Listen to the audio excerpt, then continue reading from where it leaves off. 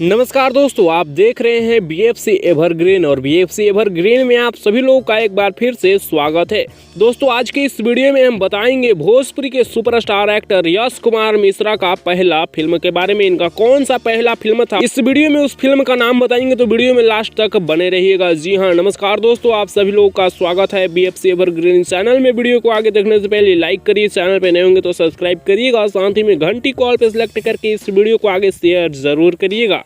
बता दें कि यश कुमार मिश्रा इस समय एक से बढ़कर एक फिल्म भोजपुरी इंडस्ट्री में कर रहे हैं और काफ़ी हिट फिल्में दे रहे हैं।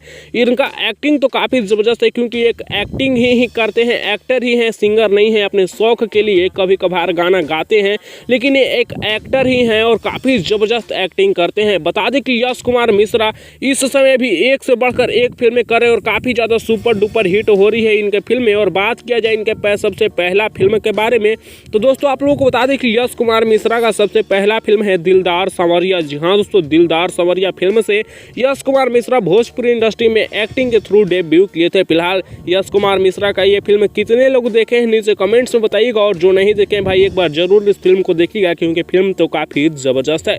फिलहाल ये अपडेट आप लोगों को कैसा लगा नीचे कमेंट में बताइएगा। अपडेट पसंद होगा तो लाइक शेयर सब्सक्राइब करिएगा। ऐसी और इंटरेस्टिंग वीडियो देखने के लिए आप हमारे चैनल बीएफसी एवरग्रीन पर बने रहिएगा।